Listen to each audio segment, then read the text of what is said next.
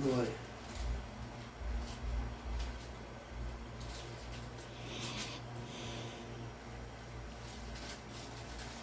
Atos capítulo 20. A leitura desse dia, né? Oi? A leitura desse dia. Foi. Isso. Acho que antes de ontem, né? Atos capítulo 20, apenas os versículos 1 e 2. A Bíblia diz assim: cessado o tumulto, Paulo mandou chamar os discípulos e, tendo-os encorajado, despediu-se e partiu para a Macedônia. E depois de andar por aquelas regiões e encorajar os discípulos com muitas palavras, chegou à Grécia. Amém? Vamos orar? Querido Deus, fale conosco pela tua palavra. Nós pedimos, Deus. É a palavra da vida eterna, é a palavra poderosa para salvar as nossas almas, para transformar a nossa personalidade, para, meu Deus, nos fazer semelhantes a Cristo pelo trabalho do teu Santo Espírito. Então, ó Deus, envia a tua palavra e nos sara, e nos livra do que nos é mortal, para a honra e para a glória do teu nome, eu te peço. Amém. Glória a Deus. Amados, esse texto começa dizendo que o que Paulo fez foi após ter cessado o tumulto. Que tumulto foi esse? É o tumulto narrado em Atos capítulo 19. A Bíblia diz em Atos capítulo 19 que o apóstolo Paulo chegou à cidade de Éfeso. Ele passou cerca de 2 anos ali ensinando a palavra, e a Bíblia diz que muitos creram no Senhor por consequência do ministério de Paulo durante esses 2 anos naquela cidade. Depois a Bíblia diz que o apóstolo Paulo ele foi a outras regiões da Ásia. E quando ele chegou nessas outras localidades, a Bíblia diz que um homem chamado Demétrios, que ganhava dinheiro fabricando estatuetas do templo de Diana, também conhecido como Ártemis, né? Era a principal deusa da cidade de Éfeso e daquelas localidades próximas da Ásia. Esse Demétrio chegou para outros que também fabricavam esses souvenirs, né? Esses pequenos ídolos, e que viviam disso, e disseram: olha, esse homem tem trazido transtorno aqui para a nossa região, porque ele tem proclamado que as divindades feitas por mãos humanas não são verdadeiras. Muitos têm credibilizado a palavra dele e estão parando de comprar aquilo que nós fabricamos, e nós estamos perdendo o nosso lucro, nós estamos perdendo a nossa renda. E é bem capaz de que, por causa disso que ele está fazendo, até mesmo o templo de nossa grande deusa Diana fique esvaziado e o culto a ela seja completamente acabado. Nesse capítulo 19 de Atos, a Bíblia diz que muitos que tinham se convertido ao Senhor queimavam seus livros de artes mágicas, livros pagãos, e a Bíblia diz que eram livros que, se fossem somados e vendidos, dariam 50.000 moedas de prata. E por causa da conversão poderosa que o Senhor estava fazendo na vida daquele povo, eles estavam abrindo mão completamente de sua vida pregressa, de sua idolatria, de suas práticas pagãs, e estavam se voltando para o Senhor. E isso estava acabando com a renda daqueles artífices que fabricavam estatuetas de Diana, do seu templo, e que ganhavam a vida com isso. E quando esse Demétrios fez essa reunião com os demais artífices, a Bíblia diz que então eles ficaram indignados, eles começaram a gritar: grande é a Diana dos Efésios. Eles trouxeram para fora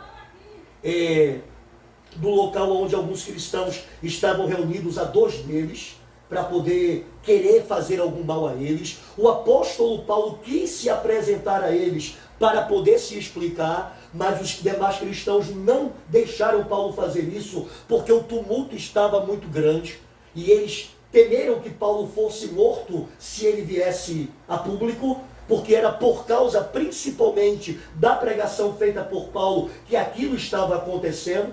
E a Bíblia diz que um homem chamado Alexandre tentou apaziguar, Mas por 2 horas, aquela multidão enfurecida gritava: grande é a Diana dos Efésios, grande é a Diana dos Efésios. E somente com muito custo é que aquele homem foi e trouxe aquelas pessoas à sensatez, dizendo: olha, se vocês quiserem resolver uma situação como essa, vão aos magistrados, eles têm competência para resolver isso, levem os seus depoimentos, acusem a quem quiserem acusar, apresentem suas razões e deixem a justiça julgar isso, mas não façam esse tipo de coisa, porque isso pode trazer alguma consequência sobre nós. Até porque o Império Romano governava toda aquela região e podia haver alguma represália por esse tipo de tumulto. E, amados, esse é o tumulto que começa no capítulo 20, dizendo: cessado o tumulto. Foi essa confusão que aconteceu ali naquela cidade e que fez com que o apóstolo Paulo quase morresse, porque se ele saísse para poder tentar se explicar, isso poderia ter acontecido. E a maioria dos teólogos, dos estudiosos da Bíblia, dizem que é a este evento que o apóstolo Paulo faz referência quando ele escreve a sua segunda carta aos Coríntios, capítulo de número 1. Vamos ler? Segunda carta aos Coríntios, capítulo de número 1. O apóstolo Paulo vai fazer menção de uma situação terrível que aconteceu na sua vida, e a maioria dos teólogos creem que esta menção que Paulo faz aqui é aquele tumulto que aconteceu ali em Atos capítulo 19 e que também é mencionado em Atos capítulo 20. Diz aqui, segundo aos Coríntios capítulo de número 1, versículo de número 8, a palavra diz: irmãos, não queremos que ignoreis a tribulação pela qual passamos na Ásia, porque foi muito acima das nossas forças, de tal modo que chegamos a desesperar da própria vida. O apóstolo Paulo lembra-se agora de um evento acontecido na Ásia, fala aos coríntios dizendo: olha, eu não quero que vocês ignorem, que vocês desconheçam tal situação terrível que aconteceu conosco na Ásia, que chegou ao ponto de tão terrível que era, de nos fazer desesperar da própria vida. E por quê? Porque aquele tumulto poderia ter terminado em morte caso Paulo viesse a público. Paulo sentiu-se de fato ameaçado em sua vida se ele viesse para falar com aquelas pessoas. E creio que foi um grande livramento de Deus ter usado os demais cristãos para não deixarem Paulo sair, visto que ele queria fazer isso. E os cristãos protegeram ali aquele líder espiritual, sabendo que de fato, devido à fúria que estava sobre aquela multidão, Paulo provavelmente fosse linchado em praça pública. E os teólogos acreditam que esta referência que Paulo faz em 2 Coríntios capítulo 1 é justamente aquele episódio de Atos capítulo 19, aquele grande tumulto que fez com que Paulo corresse a risco de morte naquela ocasião. E veja o peso das palavras desse homem de Deus, que foi um gigante da fé. Ele disse: chegamos a desesperar da própria vida. Chegamos a desesperar da própria vida. Ou seja, não foi um barulhozinho qualquer, não. Não foi uma mera ameaça. Paulo não era ninguém que fazia uma projeção, digamos, ampliada de diversos fatores negativos da sua vida. Pelo contrário, ele era acostumado a minimizar esses fatores por compará-los à glória futura. É de Paulo a palavra: porque para mim tenho por certo que as aflições deste tempo presente não se podem comparar à glória que em nós há de ser revelada. É de Paulo as palavras que dizem: a nossa leve e momentânea tribulação produz em nós um eterno peso de glória sem comparação. Então, o costume de Paulo não era aumentar os seus problemas, mas era minimizá-los. Por quê? Porque ele os comparava com a glória de Cristo. Ele os comparava com aquilo que Cristo tem preparado para os seus. Mas aqui, Paulo usa palavras extremamente pesadas. Chegamos ao ponto de desesperar da própria vida. Irmãos, não queremos que ignoreis a tribulação que veio sobre nós na Ásia, ao ponto de desesperarmos da própria vida. Não foi algo pequeno. Foi algo tão grande que fez Paulo mensurar com essas palavras pesadíssimas. Mas, irmãos, por que lemos o capítulo de número 20 nos 2 primeiros versículos? Porque a Bíblia diz que logo após aquele tumulto, o que é que Paulo estava fazendo? Ele estava encorajando os demais cristãos. Aquele homem que durante o tumulto disse: eu fiquei desesperado pensando que ia morrer. Passado o tumulto, estava agora chegando para os demais cristãos e dizendo: tenham coragem, animem-se, levantem a cabeça, perseverem, continuem, porque fiel é o Senhor para lhe sustentar. Esse homem de Deus era tão humano que podia desesperar, mas era tão cheio de Cristo que podia logo ser refeito pelo Senhor para servir de instrumento de fortaleza para a vida de outros que estavam passando por situações parecidas com aquilo que ele havia passado. E esse é exatamente o teor de suas palavras em 2 Coríntios capítulo de número 1. Ele diz ali: bendito seja o Deus e Pai de nosso Senhor Jesus Cristo, o Deus de misericórdia, o Pai de todas as consolações, que nos consola em toda a nossa tribulação, para podermos consolar a outros que estão sendo atribulados da mesma forma que nós fomos. Que grande realidade espiritual! Aquele homem de Deus, alguns momentos atrás, ou algumas horas atrás, estava sob tal aflição que as suas palavras foram relatando aquele evento: nós desesperamos da própria vida.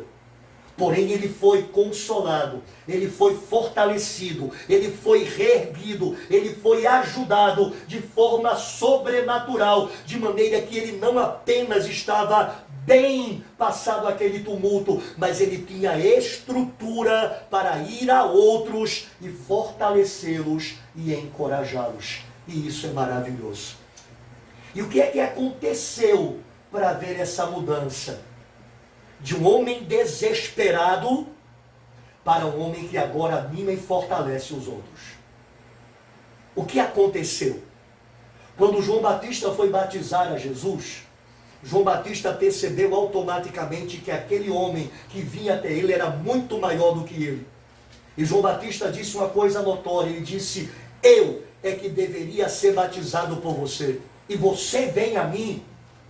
Nós poderíamos parafrasear estas palavras, trazendo para a realidade de Paulo, e nós poderíamos imaginar Paulo dizendo assim: eu é que preciso ser consolado, e eu vou consolar a outros.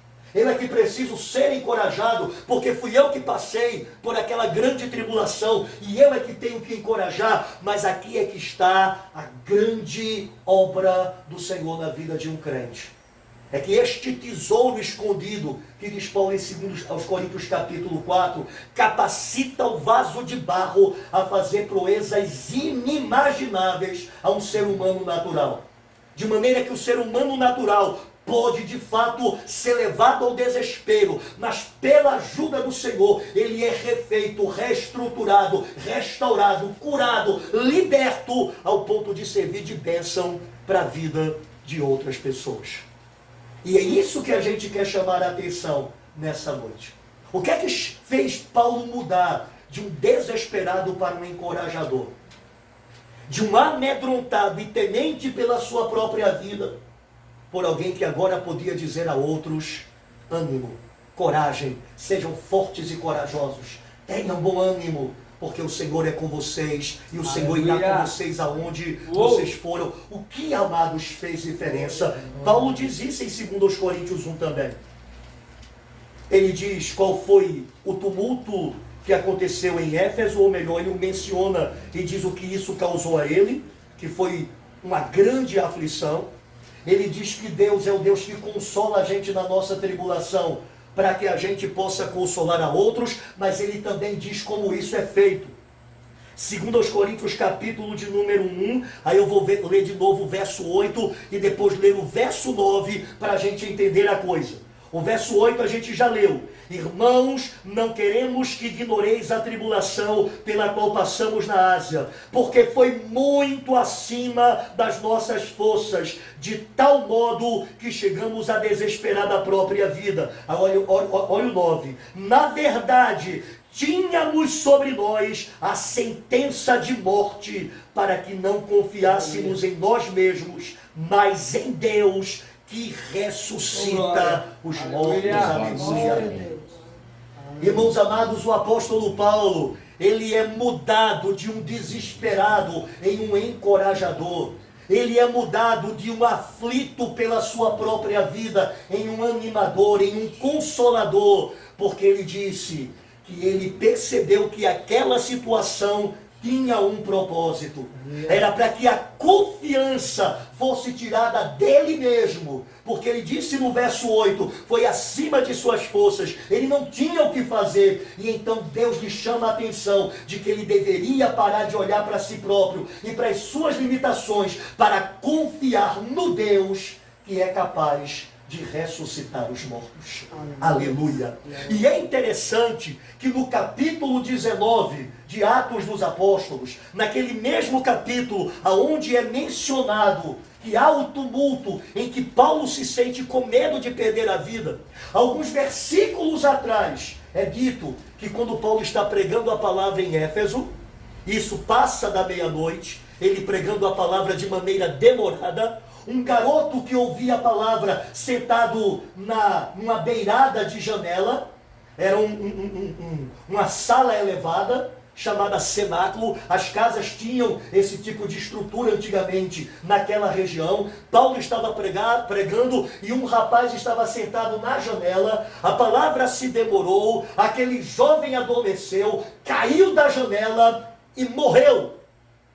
Paulo foi, orou por ele e ele ressuscitou. É no mesmo capítulo de Atos capítulo 19, onde acontece o tumulto. E Paulo então diz, tudo aquilo aconteceu para que nós não confiássemos em nós mesmos, mas no Deus que ressuscita os mortos. Glória. Paulo viu isso acontecer. Paulo sabia do poder deste Deus. E, consequentemente, Paulo foi levado para fora de si, para fora de suas forças, de suas limitações, de sua capacidade, para confiar num Deus todo-poderoso, que o revigorou, que o restaurou e lhe possibilitou agora ser um encorajador de outros irmãos. Irmãos, isso é glorioso. Isso é glorioso. Deus não conta com pessoas fortes. Ele conta com pessoas comuns, com pessoas normais. Paulo não era nenhum super-homem. Ele tinha sentimentos iguais a nós. Ele também se afligia.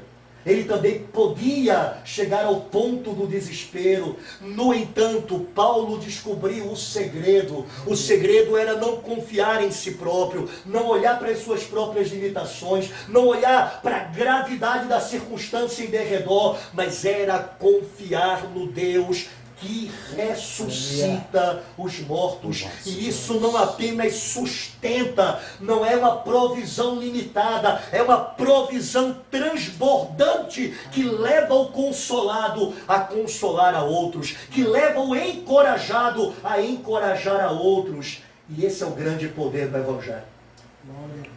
Esse é o grande poder de Cristo dentro de nós. Irmãos, nós estamos vivendo tempos em que o Senhor está nos dando grandes oportunidades de testemunho. Grandes oportunidades de sermos instrumentos de coragem para a vida daqueles que estão ao nosso redor, tanto dentro do próprio corpo de Cristo, como fora do corpo de Cristo. São momentos em que as pessoas estão aflitas, estão desesperadas, estão confusas, estão sem direção. Já começaram a acontecer os primeiros casos de reação extrema a este espírito de medo que paira no globo. Essa semana um cidadão matou a sua mulher, um senhor de idade, matou a sua esposa idosa, porque ela queria sair de casa a todo custo, e ele não queria permitir que ela saísse, e ela insistindo, ele foi e a matou. E depois tentou o suicídio e não conseguiu. Houve uma segunda situação em que um homem, cuja esposa é enfermeira, ela contraiu o vírus, o infectou e ele a matou a facadas, porque ela infectou ele com o vírus. São casos de desespero. São casos em que as pessoas estão sendo levadas ao limite do suportamento, do medo, do pânico, e acabam tomando atitudes completamente insanas. Insanas, porque estão sob essa ação maligna de espíritos de medo, de espíritos de pânico, que tem invadido esse planeta em decorrência da maneira como notícias são dadas, da intensidade em que elas são compartilhadas.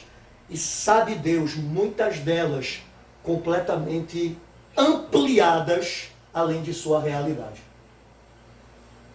E nós, como povo de Deus, que estamos passando por estas mesmas aflições, por estas mesmas angústias, somos chamados, a exemplo do apóstolo Paulo, a ir ao Senhor como aquele que ressuscita os mortos, para que Ele nos dê a confiança necessária, a ousadia necessária, a coragem necessária, o consolo necessário, para podermos ser instrumentos de bênção para a vida de outros. Familiares nossos precisam disto. Vizinhos, colegas de trabalho, irmãos em Cristo, pessoas do nosso convívio que muitas vezes nós não temos oportunidade mais de ver por conta desse isolamento, mas que temos contato por redes sociais. E que em grupos vão lá e desabafam suas dores, suas angústias, seus temores, suas aflições. E nós não estamos ouvindo tais coisas ou lendo tais coisas para ficarmos apenas dizendo, eu vou orar por você.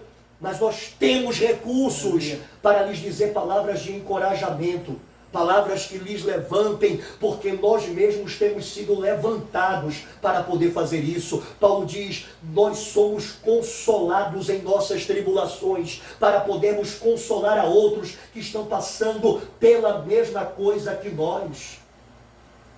É a vontade do Senhor que nós façamos a diferença.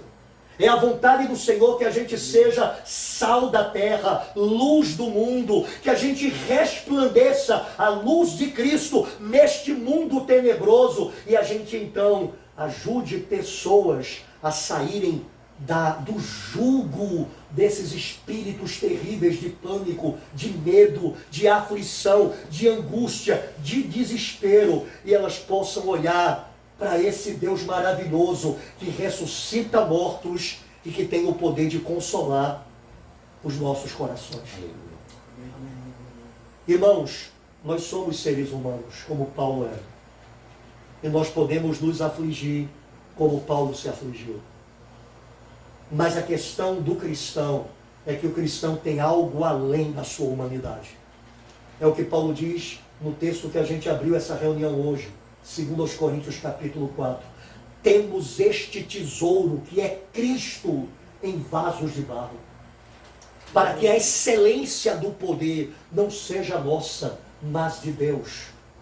Nós somos humanos como Paulo era humano, mas temos algo além da humanidade, que é Cristo, que é este tesouro, e Ele está em nós justamente para nos levar a ações e reações além da humanidade, além daquilo que o ser humano normal pode fazer.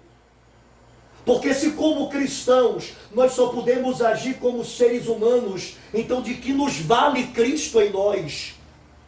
Se como cristãos tudo o que podemos fazer é o que um ser humano normal pode fazer, então qual é a utilidade de Cristo em nós? Mas Cristo em nós não está para nos fazer aquilo que um ser humano pode fazer. Ele está para fazer aquilo que Ele pode fazer. E Ele pode todas as Aleluia. coisas. E é por isso que Paulo diz: posso todas as coisas, ou posso passar por todas as coisas, ou posso suportar todas as coisas naquele que me fortalece.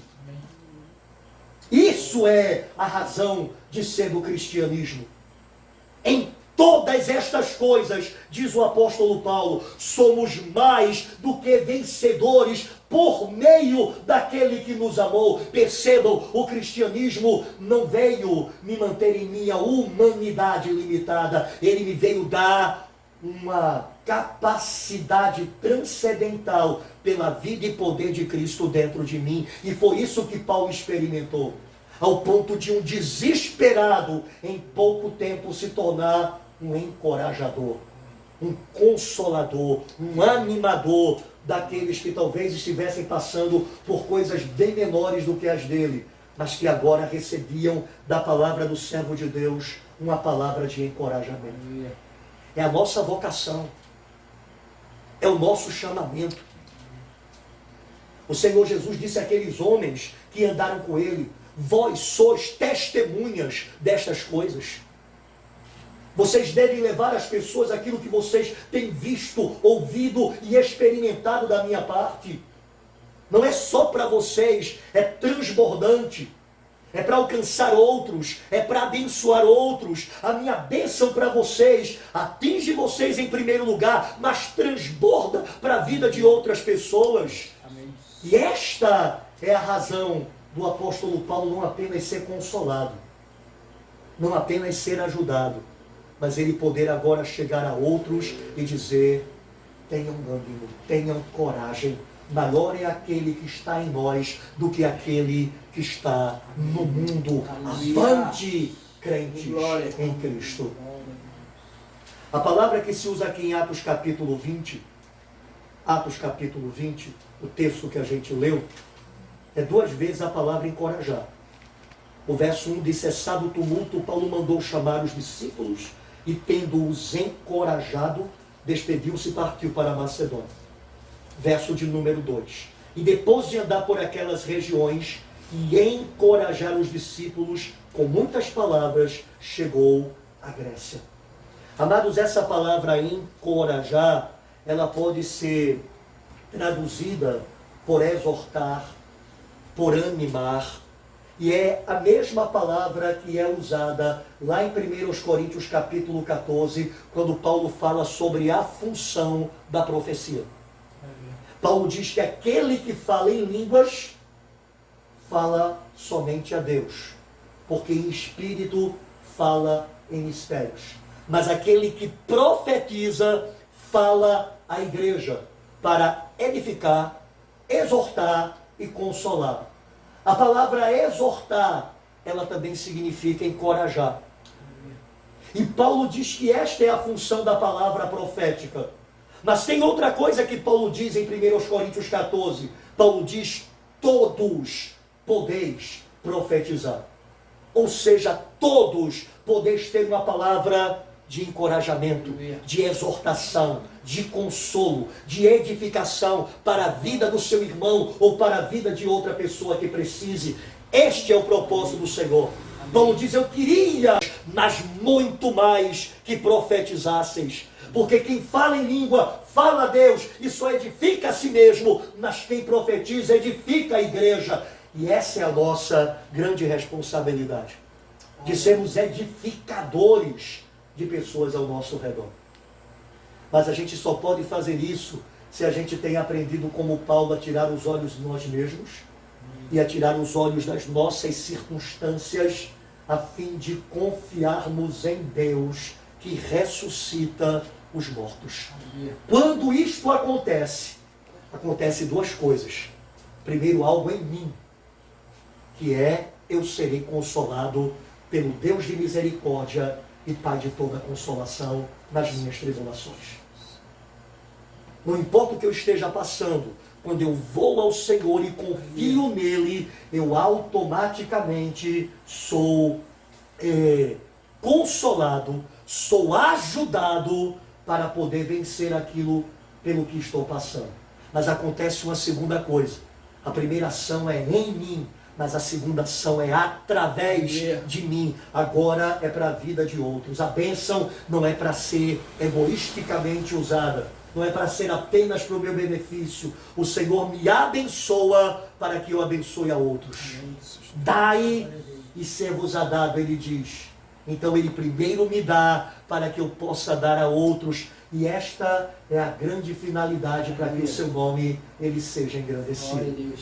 Por isso, irmãos, temos que aprender a discernir esse tempo de oportunidade, esse tempo de grande possibilidade.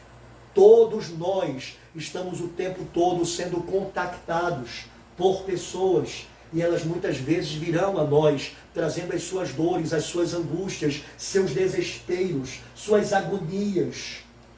E nós precisamos, como Paulo, estar olhando para o Senhor, fortalecidos no Senhor, para poder ajudar a estes. Para poder ser uma palavra de Deus para a vida destes. Para poder ser consolo de Deus, coragem de Deus, ânimo de Deus para a vida destes. Mas isso não acontecerá se nós mesmos estivermos apenas como Paulo, como ser humano ficou, que foi desesperado da própria vida. Se tudo o que acontecer conosco é o que pode acontecer com um ser humano que é desesperar, que é fraquejar, então quando as pessoas vierem para a gente e começarem a contar os seus problemas, a gente vai dizer a elas, entra na fila que eu estou aqui primeiro. Chegou atrasado, eu já cheguei primeiro nessa fila do desespero, nessa fila da angústia. E isso é um terrível mau testemunho. Né? Eu sempre digo aos irmãos que é triste quando nós, como crentes, transparecemos aflições de maneira que ímpios, percebendo a nossa agonia, batem no nosso ombro e dizem assim, tem fé em Deus, rapaz. Deus pode tudo. Levanta a cabeça. Era o que a gente devia estar fazendo. Amém.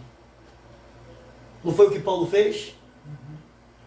Ah, pastor, mas o senhor não sabe pelo que eu estou passando. Não, eu não sei. Eu só sei pelo que eu passo. E eu só sei também que Paulo passou por uma agonia que ele disse, ele foi para desesperar da própria vida. Mas depois de passar no tumulto, ele estava encorajando os outros. Aleluia.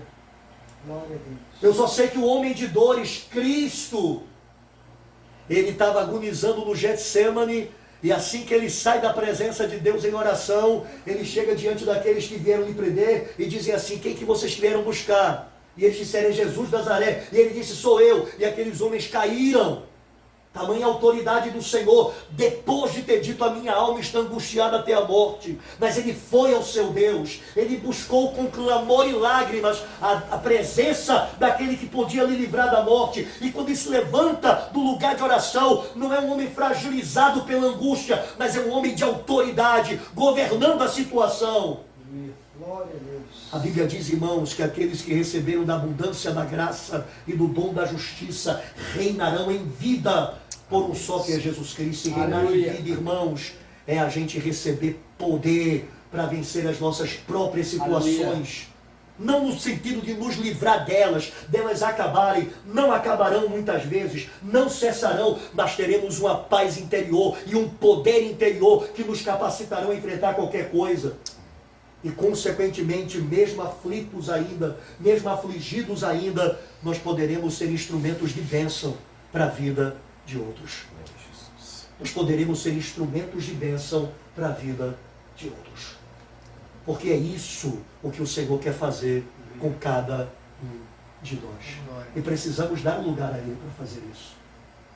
Precisamos orar a Ele para vermos as oportunidades e não desperdiçarmos as oportunidades de nós mesmos experimentarmos a sua ajuda consoladora, o seu poder transformador. E de também, experimentando isso, sermos instrumentos que abençoem a vida de outras pessoas. Amém. Que coisa gloriosa. Quando eu coloquei de novo os olhos neste texto de Atos capítulo 20, observando o contexto em que isso aconteceu, e me lembrando do que Paulo fala em 2 Coríntios, capítulo 1, eu disse, que coisa maravilhosa. Um homem que até bem pouco tempo podia dizer, eu fiquei desesperado, agora sai e chega para cada irmão que está confuso, aflito, amedrontado, temeroso e diz, coragem, tenham bom ânimo, o Senhor é conosco. Aleluia. E é isso o grande poder do Evangelho na vida da gente. Conta-se que uma jovem que era música em uma igreja local, ela tinha largado sua família para servir como música nessa igreja, século XVIII, na Inglaterra, e ela vivia ali ajudando aquela igreja através de seu talento, no piano, cantando naquela congregação, e deixou a sua família numa outra cidade. E um dia ela estava no culto, e depois do período musical, do período de louvor, o pastor começou a pregar em cima de João, capítulo de número 15, onde o Senhor Jesus diz, eu sou a videira verdadeira, meu pai é o agricultor, vocês são os ramos. E o Senhor Jesus vai dizer, permanecei em mim e eu permanecerei em vós. Assim como a vara de si mesma não pode dar fruto, assim sois vós, porque sem mim nada podeis fazer. E o pastor começou a pregar em cima dessa passagem, e ele começou a dizer que se em cada situação da vida, difícil, complicada, caótica, desesperadora, que nós enfrentarmos, nós dissermos para nós mesmos, é para isso que eu tenho Cristo, nós automaticamente receberemos do Espírito Santo a testificação dizendo, é para isso que eu estou em você. Aleluia. E durante toda a mensagem o pastor frisava isso. Ele mencionava situação após situação de problemas, de dificuldades, de angústias, e ele dizia, ao passar por elas, diga, é para isso que eu tenho Cristo, e o Espírito Santo dirá, é para isso que eu estou em você.